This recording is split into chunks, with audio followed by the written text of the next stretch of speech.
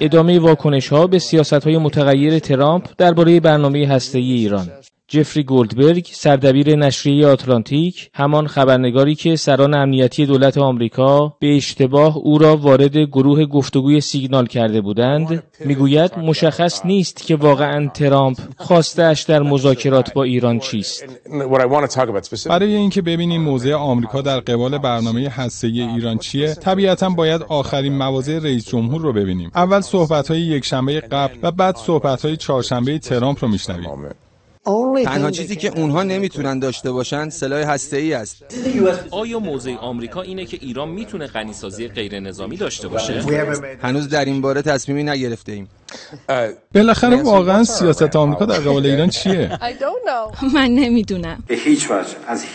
در این حال اعلام موضع وزیر امور خارجه کشورمان مبنی بر عقب نشینی نکردن از حق هسته‌ای ایران در رسانه‌های آمریکا بازتاب گسترده‌ای داشته است.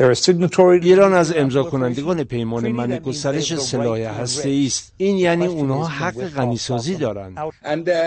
مشکل اینجاست که ترامپ اولا به فرستاده‌اش ویتکاف آزادی عمل نمیده و دوم اینکه دائم نظرش رو عوض میکنه و الان باز میگه که ایران اصلا نباید غنیسازی داشته باشه. علی رجبی، خبرگزاری صدا و سیما، نیویورک.